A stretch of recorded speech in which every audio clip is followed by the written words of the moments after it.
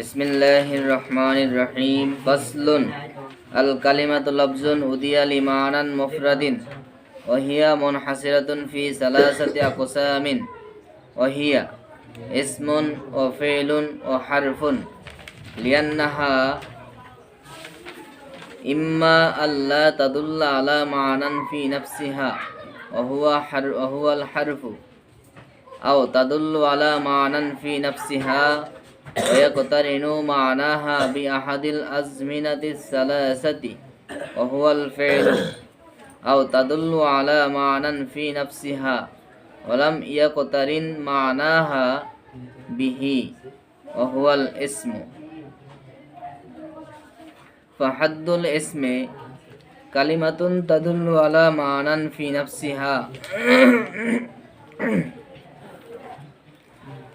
غير مقترن بأحد الأزمنة الثلاثة أعني الماضي والحال والاستقبال كرجل وعلم وعلامته صحة الإخبار عنه نحو زيد قائم والإضافة نحو غلام زيد ودخول لام التعريف كالرجل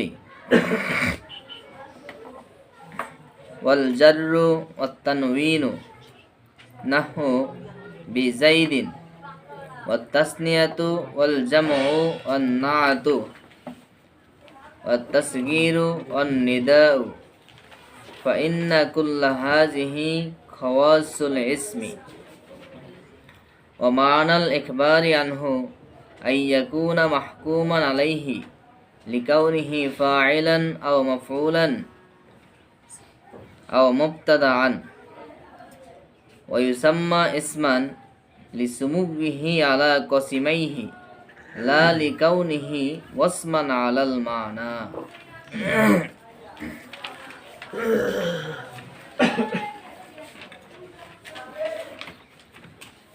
আজকে আমাদের আলোচনা হলো দ্বিতীয় ফসল।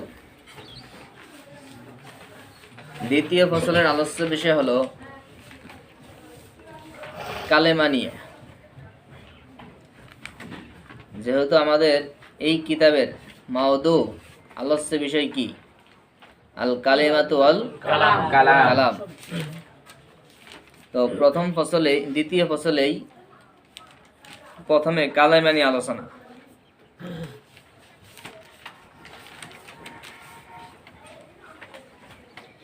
কালিমা কাকে বলে, কালিমা কত প্রকার, বিস্তারিত আলোচনা। কালিমা শব্দের অর্থ হলো শব্দ, কথা।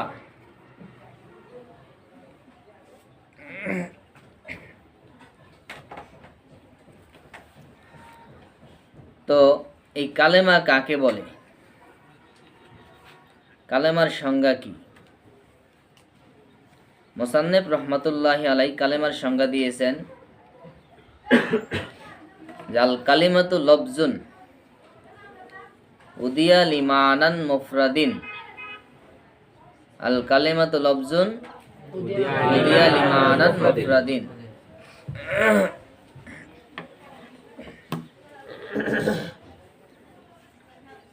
অর্থ কি? আল কালিমাতু লাফজুন, কালেমা এমন একটি শব্দ, উদিয়া লিমানান মুফরাদিন, যাকে গঠন করা হয়েছে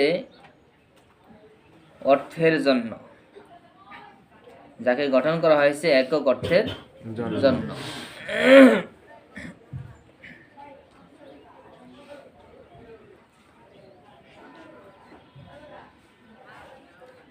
তো কালেমার সংজ্ঞা দিলেন যে কালেমা হলো এমন শব্দ যাকে একক অর্থের জন্য গঠন করা হয়েছে। আপনারা লফজের সংজ্ঞায় পড়ছেন মা ইয়া তালাফফাজু বিহিল ইনসান, মানুষ যা উচ্চারণ করে তাই লফজ বলে। তো এই লফজ উচ্চারণগুলোর মধ্যে যেগুলো একক অর্থের জন্য গঠন করা হয়েছে সেগুলো হলো কালেমা। তাহলে এটাকে যদি আপনি জেন্স ফসলের মাধ্যমে জামে মানে করতে চান তাহলে এভাবে দেখতে পারেন।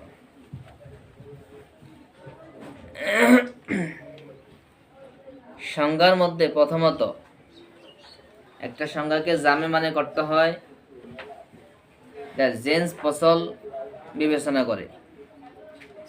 জেন্স কি? এমন শব্দ যার মধ্যে সব কিছু অন্তর্ভুক্ত থাকে।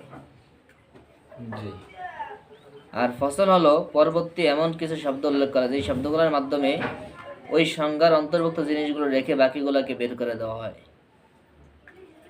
আর এভাবে কোনো সংজ্ঞাকে যদি নিরেটভাবে নিরূপণ করা হয় তখন সেই সংজ্ঞাটাকে বলা হয় জামে মানে।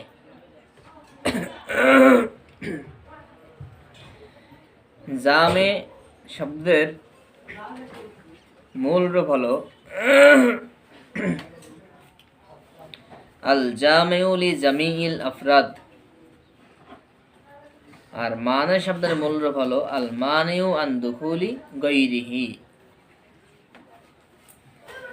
অর্থাৎ আল জামিউ লি জামিইল আফরাদ সকল আফরাদগুলোকে অন্তর্ভুক্তকারী, ওয়াল মানিউ আন দুখুলি গায়রিহি এবং এই সংজ্ঞার বাহিরে যা আছে সেগুলোকে এই সংজ্ঞার মধ্যে প্রবেশ করা থেকে বাধা প্রদানকারী।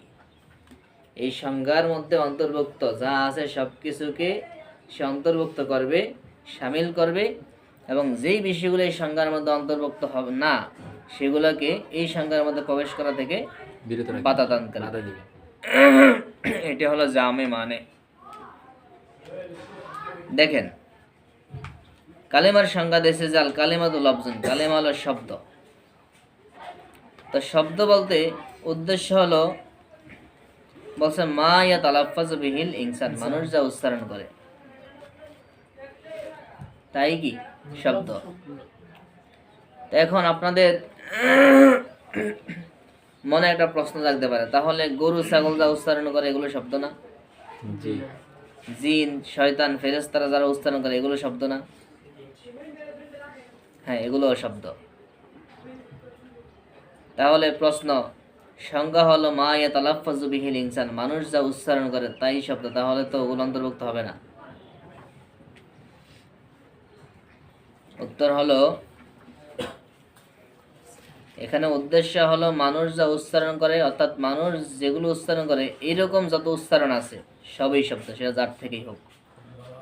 উদ্দেশ্য হলো এটা, মানুষ যা উচ্চারণ করে এই উচ্চারণের মতো যারাই উচ্চারণ করবে সেগুলাই শব্দ। অতএব সব শব্দই শামিল। তাহলে যা উচ্চারণ করা হয় অর্থ আছে অর্থ নাই, একক হোক অথবা যৌগিক হোক, যত শব্দ আছে সব শব্দ লফজের মধ্যে কি আছে? শামিল আছে, সব অন্তর্ভুক্ত। এরপর যখন বলছে উদিয়া, যাকে গঠন করা হয়েছে, কালেমা হলো এমন শব্দ, শব্দ বলার পরে পৃথিবীর যত শব্দ আছে সব শব্দ এর মধ্যে অন্তর্ভুক্ত হয়ে গেছে। সব শব্দ কি কালেমা? জি না। তো যখন বলছে উদিয়া, যাকে গঠন করা হয়েছে, তখন মুহমাল শব্দগুলা, যেই শব্দগুলাকে গঠন করা হয় নাই, অভিধানবিদরা লগাতবিদরা যেই শব্দগুলাকে গঠন করে নাই, যেগুলো লগাতের শব্দ না, সেই শব্দগুলা সব বের হয়ে গেছে। জি। এরপরে যখন বলছে লি মানান, অর্থের জন্য, তখন অনর্থক যে শব্দগুলো আছে, মুহমাল যে শব্দগুলো আছে সব শব্দ বের হয়ে গেছে, তখন এগুলার কালেমার অন্তর্ভুক্ত নাই। জি। এরপর যখন বলছে মুফরাদিন, একক, তখন যৌগিক শব্দ সব বের হয়ে গেছে, এখন আর যৌগিক শব্দগুলোর অন্তর্ভুক্ত না। তাহলে কালেমা হলো এমন শব্দ যাকে একক অর্থের জন্য গঠন করা হয়েছে, তাকেই কালেমা বলে। সেটাই কালেমা। যাকে একক অর্থের জন্য গঠন করা হয়েছে তাকে কালেমা বলে। এটার তারকিব কি? আল কালিমাতু লফজুন উদিয়া লিমানান মুফরাদিন। এটার তারকিব কি হবে? আল কালিমাতু মুবতাদা, আল লফজুন মাউসুফ, উদিয়া ফেল, উদিয়া কি ফেল, লিমানান লাম হরফে জার, মানান মাউসুফ, মুফরাদিন সিফাত। এই মানান এটা হালতে জরুরিতে আছে। কোন হালতে আছে? হালতে জরুরিতে আছে।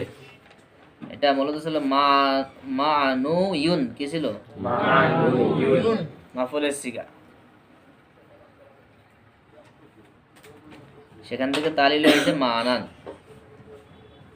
যার কারণে এটার এরাবটা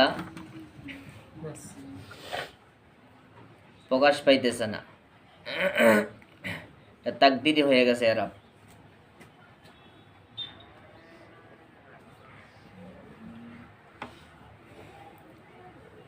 তো এই জন্য এটা হালতে জরুরিতে আছে আর মুফরাদিন হালতে জরুরিতে আছে। অতএব মানান মাউসুফ মুফরাদিন সিফাত। মাউসুফ সিফাত মিলে হরফে জারের মাজরুর, জার মাজরুর মিলে মুতাআল্লিক, আর উদিয়া ফেল, তার মধ্যে জমির হলো নায়েবে ফাইল। ফেলে মাজরুরের মধ্যে কি থাকে? নায়েবে ফাইল। কারণ মাজরুরের ফাইল জানা থাকে না, অতএব সেখানে থাকে কি নায়েবে ফাইল। তো ফেল, নায়েবে ফাইল আর মুতাআল্লিক মিলে জুমলায়ে ফেলিয়া হয়ে কালিমাতু ওই লফজুন মাউসুফের সিফাত। মাউসুফ সিফাত মিলে ওই কালিমাতু মুবতাদার খবর, মুবতাদা খবর মিলে জুমলায়ে ইসমিয়া।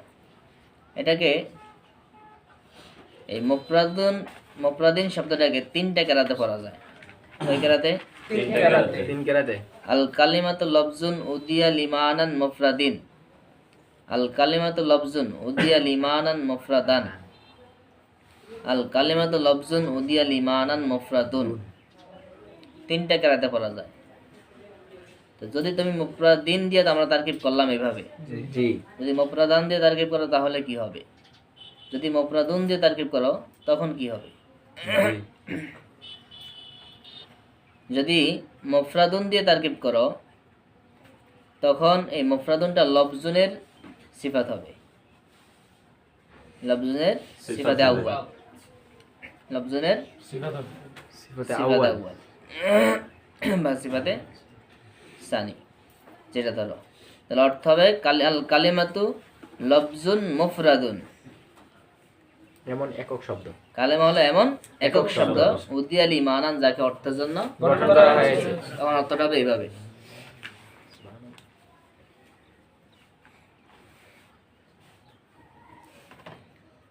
আর যদি তুমি মুফরাদান দিয়ে পড়ো, জবর দিয়ে পড়ো, তখন এই মুফরাদান শব্দটি উদিয়া ফেলের যে নায়েবে ফাইল আছে, সেই নায়েবে ফাইলটা ওইটা হবে জুলহাল আর মুফরাদান হবে হাল।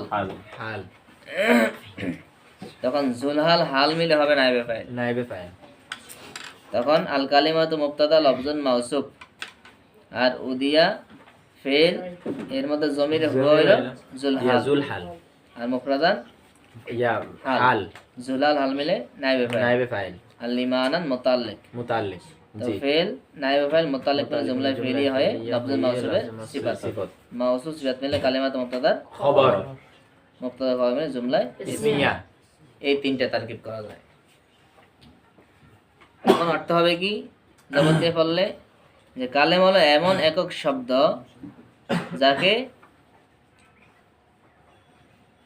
অর্থের জন্য একক অবস্থায় গঠন করা হয়েছে, যাকে অর্থের জন্য একক অবস্থায় গঠন করা হয়েছে।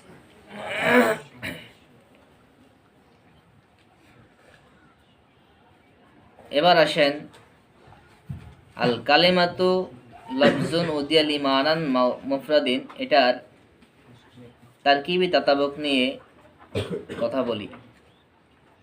মুবতাদা খবরের মধ্যে 5টা বিষয়ের 2টা বিষয়ের মধ্যে তাতাবুক থাকতে হয়, মিল থাকতে হয়। মুবতাদা যদি ওয়াহিদ তাসনিয়া জামার ক্ষেত্রে খবরটাও সেভাবে হতে হয়।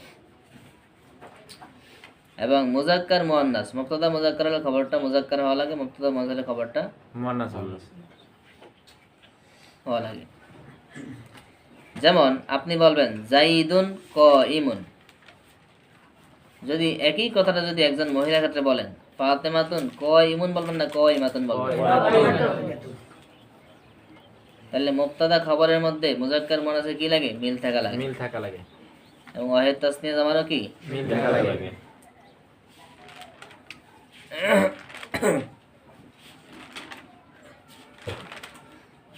আপনি কি বলবেন জাইদুন কাইমুনা? জি না, বলতে হবে কি জাইদুন কাইমুন। এরকম। তো আমরা এখানে লক্ষ্য করলে দেখতে পাই আল কালিমাতু মুবতাদা এটা মুয়ান্নাস আর লফজুন খবরটা মুজাক্কার। তাহলে তাতাবুক কি আছে? মিল নাই। এটা কিভাবে শুদ্ধ হলো? এখানে 2টা দিক। প্রথমত কথা হলো আল কালিমাতু শব্দটা, এই শব্দের তাটা এটা মূলত তায়ে তানিস না,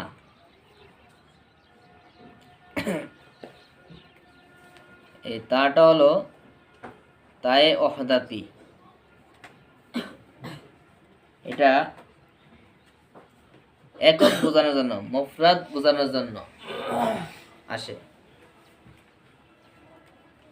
কারণ কখনো কখনো ওয়াহিদ এবং জমার গঠন এক হয়ে যায়, তখন সেখানে ওয়াহিদকে আলাদা করার জন্য, ওয়াহিদকে পৃথকভাবে বোঝানোর জন্য ওয়াহিদের শুরুতে তা আসে, ওয়াহিদের শব্দের শেষে তা আসে, এটা হলো তায়ে ওহদাতি।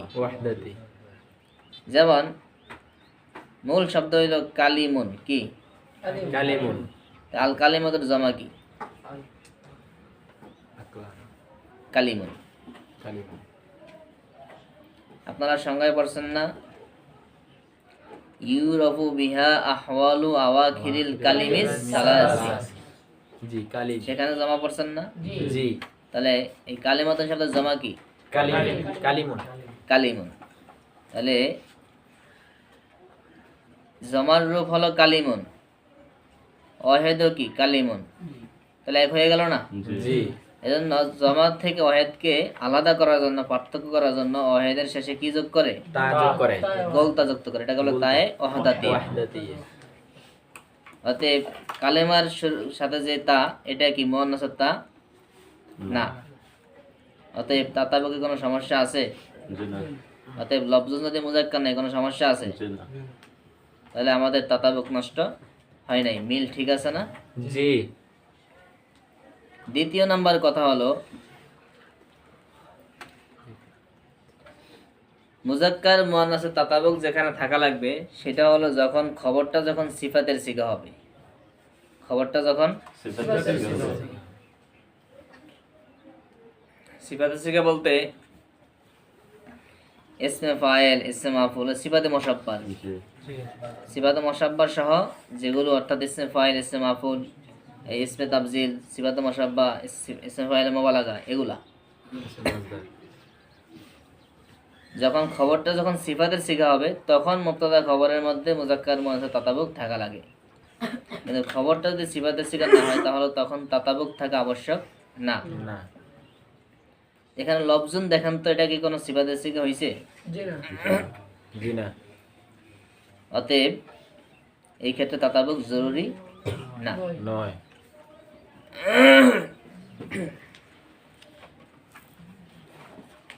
এবার কালেমার প্রকার নিয়ে আলোচনা করতেছেন মুসান্নিফ রহমতুল্লাহি আলাইহি।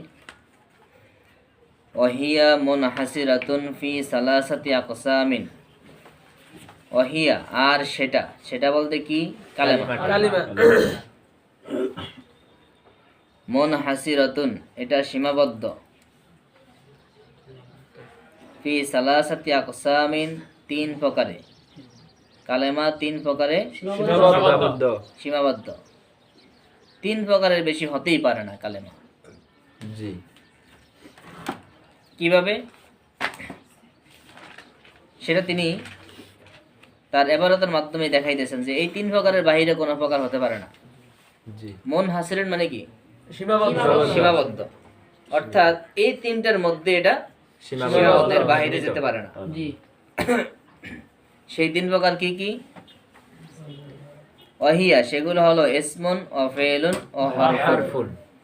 ইসম, ফেল, হরফ। হরফ। কালেমা কত প্রকার? তিন প্রকার কি কি? ইসম, ফেল, হরফ। এর বাহিরে কোনো প্রকার হইতে পারে? জি না। হবে না। এই তিন প্রকারের মধ্যে সীমাবদ্ধ। উনি এখন বুঝাইতেছে কেন তিন প্রকারের মধ্যে সীমাবদ্ধ, এর বেশি অন্য কোনো প্রকার হবে না কেন? লিয়ান নাহা, কেননা কেননা যেটা কালেমা একক শব্দ, এটা ইম্মা হয়তোবা আল্লাহ তাদুল্লাহ সে দালালত করবে না, বুঝাবে না, আলা মানান ফি নাফসিহা নিজের মধ্যে থাকা অর্থের প্রতি সে বুঝাবে না। নিজের মধ্যে থাকা অর্থের প্রতি সে নিজেই বুঝাতে পারবে না। যদি এমন হয় তাহলে ওয়াহিয়া আহওয়াল হরফ, সেটার নাম কি হবে? হরফ। যদি নিজের মধ্যে থাকা নিজের অর্থ নিজে বুঝাইতে না পারে তাহলে সেটার নাম হবে হরফ। হরফ। তাহলে হয়তো সে নিজের মধ্যে থাকা অর্থের প্রতি নিজে বুঝাইতে পারবে না, অথবা পারবে। জি। এর বাইরে কোনো প্রকার অন্য কোনো স্রোত হইতে পারে? জি না। হয়তো নিজের মধ্যে থাকা অর্থ নিজে বুঝাবে অথবা বুঝাইতে পারবে না। না, হয়তো পারবে অথবা পারবে না। যদি না পারে তাহলে এর নাম হবে কি? হরফ হরফ। দ্বিতীয়, যদি এটা যদি নিজের অর্থ নিজে বুঝাইতে পারে, তার আবার দুই অবস্থা। জি। হয়তো আও তাদুল্লু আলা মানান ফি নাফসিহা, অথবা সে নিজের মধ্যে থাকা অর্থের অর্থকে নিজে বুঝাবে, ওয়ায়াকতারিনু মানাহা এবং তার অর্থটা সংযুক্ত হবে বি আহাদিল আজমিনাতি সালাসা তিন কালের কোন এক কালের সাথে। কাল কয়টা? তিনটা কি কি? মাঝি মুস্তাকিল। মাজি, হাল, মুস্তাকবিল। তো নিজের অর্থ নিজে বুঝাবে, বুঝিয়ে হয়তো তিন কালের কোন এক কালের সাথে যুক্ত হবে অথবা হবে না। হবে অথবা হবে না। যদি হয় তাহলে আহওয়াল ফেল, তাহলে সেটার নাম কি হবে? ফেল। আও তাদুল্লা আলা মানান ফি নাফসি, অথবা নিজের মধ্যে থাকা অর্থের প্রতি নিজে বুঝাবে, দালালত করবে। ওয়ালাম ইয়াকতারিন মানাহা বিহি, এবং তার অর্থ এই তিন কালের কোন এক কালের সাথে যুক্ত হবে না। আহওয়াল ইসম, সেটা কি? এসএম। অতএব এর বাহিরে আর কোনো সুরত নাই। এজন্য কালেমা তিন প্রকারই কি? সীমাবদ্ধ। সীমাবদ্ধ। হয়তো নিজের মধ্যে থাকা অর্থের প্রতি নিজে বুঝাইতে পারবে অথবা পারবে না। যদি না পারে তাহলে হরফ। হরফ। আর যদি নিজের মধ্যে থাকা অর্থের প্রতি নিজে বুঝাইতে পারে পারে, তখন তাহলে আবার দুই দুই অবস্থা। অবস্থা। হয়তো কোনো কালের সাথে যুক্ত হবে অথবা হবে না। যদি কোনো কালের সাথে যুক্ত হয় তাহলে তাহলে ফেল। ফেল। আর যদি কোনো কালের সাথে যুক্ত না হয় এসএম। তাহলে এসে। আপনি যে কোনো শব্দ নেন, যত শব্দ নেবেন এই সংখ্যা অনুযায়ী শব্দ যা আছে, অর্থবোধক যত একক শব্দ আছে, এগুলো এই তিনটা অবস্থা থেকে কোনো খালি নেই। জি। আপনি যেই শব্দ নেন দেখেন এই তিনটা অবস্থার সাথে সে সীমাবদ্ধ। জি। এজন্য কালেমা তিন প্রকারের মধ্যে সীমাবদ্ধ, এর বেশি প্রকার হতে পারে না না। অতএব কালেমা তিন প্রকার, এসএম, ফেল, হরফ। হরফ। ফাহাদ্দুল ইসমে, অথবা এসএম এর পরিচয়, এসএম এর সংজ্ঞা। এবার তিনি এসএম এর সংজ্ঞা দিতেছেন, এসএম কাকে বলে।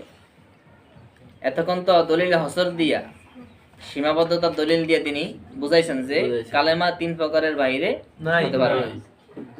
এবার বিস্তারিত সংজ্ঞা দিতেছেন এবং বিস্তারিত আলোচনা করতেছেন। ফাহাদ্দুল ইসমে, অর্থাৎ এসএম কাকে বলে, এসএম এর সংজ্ঞা কি হবে। জি। এসএম হলো কালিমাতুন, এটা এমন একটা কালেমা, তাদুল্লু আলা মানান ফি নাফসিহা, যে তার নিজের মধ্যে থাকা অর্থের প্রতি দালালত করে, নিজের মধ্যে থাকা অর্থের প্রতি নিজে বোঝায়। করে গৈরি মুক্তারিনিন, মিলিত হওয়া ব্যতীত, বি আহাদিল আজমিনাতি সালাসি, তিন কালের কোন এক কালের সাথে, সাথে আনিল মাজি ওয়াল হালা ওয়াল ইস্তিকবাল, তিন কাল বলতে উদ্দেশ্য কি? মাজি অর্থাৎ হাল মাজি ইস্তেকবাল। হাল ইস্তিকবাল, এই তিন কালের কোন এক কালের সাথে যুক্ত হওয়া ব্যতীত যেই শব্দ নিজের অর্থ নিজে বোঝাতে পারে তাকে কি বলে? কালেমা, এসএম বলে। কা রজুলিন ও ইলমিন, যেমন উদাহরণ দিছে রজুলিন ইলমিন, ইলমিন রজুলুন ব্যক্তি। এই যে ব্যক্তি শব্দটা, এই শব্দটা রজুলুন বললে, এই রজুলুন মানে কি? ব্যক্তি, ব্যক্তি একজন পুরুষ। জি তো এই রজুলুন শব্দ বললে, রজুলুন পুরুষ অর্থ যেটা, এটা সে দিতে পারে না, নিজের অর্থ নিজে বোঝায় না। জি এটা কোন কালের সাথে যুক্ত হয়েছে? জি না রজুলুন বললে কি অতীত কাল বোঝায়? জি না জি না যে সে অতীত কালে পুরুষ ছিল, জি না অথবা ভবিষ্যতে পুরুষ হবে, জি না অথবা সে এখন পুরুষ হইতেছে। জি না এটা কালের অর্থ পরিপূর্ণ বাদ দিয়া কালের অর্থ থেকে মুক্ত থেকেই নিজের অর্থ নিজে বোঝায়, যে রজুলুন একজন ব্যক্তি ব্যক্তি। অথবা একজন পুরুষ। এটাই হলো ইসিম। জি জি এলমুন জ্ঞান, এই কথা বললে কি কোনো কালের কথা মনে জি না। আসে? জি না যে এলেম মানে অতীত কালের এলেম বা ভবিষ্যৎ কালের এলেম, জি না এরকম কোনো অর্থ বোঝায় না। বুঝায় না এটা সম্পূর্ণ কাল থেকে, সম্পূর্ণ জামানা থেকে মুক্ত থেকে নিজের অর্থ নিজে প্রকাশ প্রকাশ করে করে। করছে অতএব এটা হলো এসএম। এসএম এখন আসেন এখানে এসএম এর উদাহরণ দিতে গিয়ে দেন রজুলুন আর এলমুন, দুইটা উদাহরণ দিছে। কারণ কি? পৃথিবীতে তো এসএম এর অভাব নাই। জি এসএম মানে অর্থাৎ যেটা কালের সাথে যুক্ত না হয়ে একক অর্থ দিবে, জি এরকম শব্দ তো পৃথিবীতে অভাব নাই। যত নাম আছে সব নামই কি? এসএম তাহলে তিনি এলেমের উদাহরণ দিল কেন? এই দুইটা উদাহরণ কেন দিলেন?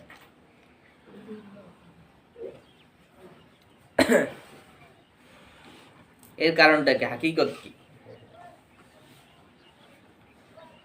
মূলত পৃথিবীতে যত বস্তু আছে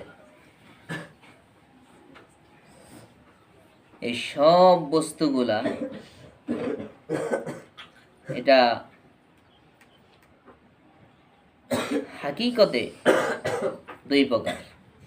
কত প্রকার? দুই প্রকার দুই প্রকার জাওহার আরজ কি? জাওহার আরজ জাওহার আরজ। পৃথিবীতে যত বস্তু আছে, যা আছে হাকিকতে সব কত প্রকার? জাওহার দুই প্রকার, জাওহার আরজ আরজ। আপনারা যখন আকায়েদ আর নাসাবি পড়বেন, জাওহার জিসিম আকায়েদ আর নাসাবি পড়লে সেখানে গিয়ে আলোচনা পাবেন হাকাইকুল আশিয়ায়ে সাবিতুন, এখান থেকে শুরু হয়, আলোচনা শুরু হবে, তখন সেখানে এই প্রকারগুলো পাবেন। বিশেষ করে যারা ফাজেলে আছেন তারা হয়তোবা পাইছেন বা পড়বেন। তো পৃথিবীর যত জিনিস আছে এগুলো হাকিকতে কত প্রকার? দুই দুই প্রকার প্রকার জাওহার আরজ আরজ আরজ। জাওহার এই যে জাওহার বলা হয়, এই জাওহারের আরেকটা সমজাতীয় শব্দ হলো আয়ান আয়ান বা আইন। ওই আইনটাকে জমা দিয়ে বলা হয় কি? আয়ান। তো তবে জাওহার আর আয়ান মধ্যে একটু পার্থক্য আছে, সেটা এখন বলতেছি না, কারণ এটা তো আর আকায়েদ আর নাসাবের ক্লাস না। আপাতত জাওহার আরজের সংজ্ঞাটা জানেন। জাওহার হলো যে বস্তু নিজে নিজেই প্রতিষ্ঠিত হতে পারে, অর্থাৎ বস্তু নিজেই নিজের অবস্থান নিতে পারে। এক কথায় শরীর বিশিষ্ট, যেটা শরীর বিশিষ্ট বিশিষ্ট। বস্তু এক কথা এটাকে কি বলে? বস্তু বস্তু। এগুলোর মধ্যে বস্তু কখনো কখনো তার দৈর্ঘ্য প্রস্থ গভীরতা থাকে, আবার কখনো থাকে না। তারা ঘনবস্তু পড়ছেন? জি ঘনবস্তু এই ঘনবস্তু কাকে বলে? জ্যামিতিতে ঘনবস্তু পড়েন নাই?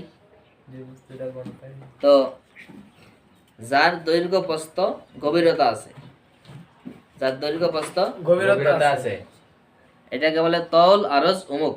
আরবিতে কি বলে? তল আরজ উরুক তল, আরজ, অমুক। এই ঘুমাই কাটা, সোজা হয়ে বসো, ঘুম আসলে দাঁড়িয়ে যাবা। তো এই তল, আরজ, অমুক, দৈর্ঘ্য প্রস্থ গভীরতা গভীরতা যার আছে সেটা হলো ঘনবস্তু। ঘনবস্তু আর যার নাই, জড় যার গভীরতা নাই, শুধু দৈর্ঘ্য প্রস্থ দৈর্ঘ্য আর প্রস্থ আছে। এই জাওহার আর আয়ানের পার্থক্য এখানে। জাওহার তার দৈর্ঘ্য প্রস্থ গভীরতা আছে, কিন্তু আয়ানের দৈর্ঘ্য থাকবে, প্রস্থ থাকবে, কিন্তু গভীরতা। থাকবে যেমন এই যে একটা পৃষ্ঠা, কিতাবের পৃষ্ঠা, এটার গভীরতা আছে কয় ইঞ্চি গভীর? এটা হিসাবের মধ্যে আসে? দৈর্ঘ্য আছে, প্রস্থ আছে, এটা আয়ান। কিন্তু এই যে মোবাইলটা অথবা এই টেবিলটা, এটা হলো জাওহার। দৈর্ঘ্য আছে, প্রস্থ আছে, গভীরতা, মানে গভীরতা বলতে উচ্চতা। জি এটার কোনো উচ্চতা আছে? এই পৃষ্ঠাটার উচ্চতা আছে? না দৈর্ঘ্য আছে, প্রস্থ আছে। তাই যার দৈর্ঘ্য আছে, প্রস্থ আছে, এটা হলো আয়ান। আয়ান আর দৈর্ঘ্য, প্রস্থ, উচ্চতা আছে, গভীরতা আছে, এটাকে বলে জওহার জাওহার। এটাকে আপনারা ঘনবস্তু বলেন। তো জাওহার, আয়ান এটা শরীর বিশিষ্ট, এটা নিজেই প্রতিষ্ঠিত, নিজে নিজের স্থান দখল করে। তো পৃথিবীতে যত বস্তু আছে এগুলো দুই প্রকার, হয়তো নিজে নিজে স্থান দখল করে, নিজে প্রতিষ্ঠিত হয়, নিজের শরীর বিশিষ্ট থাকে, অথবা শরীর বিশিষ্ট থাকে না। না তো যার শরীর বিশিষ্ট হয়, যার অবস্থান থাকে, যার দৈর্ঘ্য প্রস্থ গভীরতা থাকে, যে নিজেই নিজে প্রতিষ্ঠিত হতে পারে, সেটা হলো জওহার জাওহার। আর যে নিজে নিজে প্রতিষ্ঠিত হতে পারে না, বরং অন্য কিছুর উপর প্রতিষ্ঠিত হয়, তাকে বলে আরজ। তাকে বলে কি? আরজ রং যেমন মনে করেন এলেম, জ্ঞান। জ্ঞান কেউ কোনোদিন দেখছেন জি না যে জ্ঞান ওই জায়গায় বসে রয়েছে? এরকম কোনোদিন কেউ বলছে যে জ্ঞান অমুক জায়গায় বসে আছে, অথবা জ্ঞান সে অমুক জায়গায় সে খানা খাইতেছে? জি না কেউ কোনোদিন ধরে দেখছেন জ্ঞান? জি না তো জ্ঞান বলতে জিনিস কি বিশ্বাস করেন আপনারা? জি জ্ঞান শব্দটা বিশ্বাস করেন? অবশ্যই তো এটা কি নাই না আছে? আছে আছে, কিন্তু দেখেন না, ধরতে পারেন না। এটা আরেকটা বস্তুর উপর ভর করে প্রতিষ্ঠিত হয়। জি যেমন একজন মানুষ সে জ্ঞান অর্জন করে, তখন জ্ঞানটা ওই মানুষের উপর প্রতিষ্ঠিত হয়, তখন মানুষটা হয় জ্ঞানী। জি অনুরূপ ভাবে আরো অনেক জিনিস, যেমন আলো। এই যে আলোটা, এটা কি ধরতে পারেন? জি না বা আলোটা আপনারা কোনোভাবে এটাকে একটা জায়গায় মানে এই স্থান দিতে পারেন? জি না কিন্তু আলো কি আছে না নাই? আছে অতএব এই যে আলোটা, এটা হলো আরজ। এরপরে রং দেখেন না, রং। জি এই যে রং, সাদা রং, এই রং কি নিজে নিজে মানে দাঁড়াইতে পারে? জি না এটা কিছুর সাথে লাগাইতে হয়। জি এরপর আপনারা যে রং দেখেন, ওটা তো মূল রং না, ওটা তো রং মিশ্রিত করে পানির সাথে, লিকুইড অথবা গুঁড়ার সাথে মিশ্রিত করে বানানো হয়েছে। কিন্তু প্রকৃত হাকিকতে যে রং, ওটা তো দেওয়ার পরে এটা মানে ধরা ছোঁয়ার বাহিরে, অথবা এটা কেউ কেউ বলছেন যে এটা তাজাদ্দুদ হয়, মানে চোখের পলকের সাথে সাথে এটা পরিবর্তন হয় হয় মূলত রং এক জায়গায় স্থির না, এটা চোখের পলকের সাথে এটা প্রত্যেক ন্যানো সেকেন্ডের আগে এটা পরিবর্তন হয়, আমরা অনুভব করতে পারি না। যেমন ফ্যান যখন জোরে ঘুরে তখন ফ্যানের পাখাগুলা কি গণা যায়? জি না মনে হয় না সবটা এক। জি ঠিক এরকম, এই জন্য আমরা অনুভব করতে পারতেছি না, মূলত রঙের কোনো স্থিরতা অথবা স্থায়িত্ব স্থান নাই। ঠিক এরকম এগুলো হলো কি আরজ। তাহলে যেগুলো ধরাছোঁয়ার বাহিরে, তাহলে পৃথিবীতে সৃষ্টিগত দিক থেকে হাকিকতের সব জিনিসগুলো কত প্রকার? দুই প্রকার। দুই প্রকার একটা হলো জাওহার আর একটা হলো আরজ এই জন্য মোসান্নিফ এখানে এমন দুইটা উদাহরণ দিয়েছেন যাতে করে হাকিকি গঠনগত দিক থেকে উভয় প্রকারের এসএমগুলো এর মধ্যে শামিল হয়ে যায়। যেন রজুলিন এটা হলো জাওহারের উদাহরণ, আর এলমিন হলো আরজের উদাহরণ। এই দিক বিবেচনা করে এখানে এই দুইটা উদাহরণ দিয়েছেন। বুঝে আসছে? জি আচ্ছা, যাই হোক, আজকের জন্য ক্লাস আমরা এখানেই শেষ করছি। ইনশাআল্লাহ আগামীকালকে সামনে পড়া হবে। আপনারা যতটুকু পড়া হয়েছে তারকিব সহ কালিমার সংজ্ঞা, তারকিব, এসএম এর সংজ্ঞা, দলিল হসরের মাধ্যমে কালিমার 3 প্রকার, এগুলো ভালো করে পড়ে আসবেন, মুখস্থ করবেন। জি ইনশাআল্লাহ। ঠিক আছে, এখানে শেষ করলাম। আসসালামু আলাইকুম ওয়া রাহমাতুল্লাহ।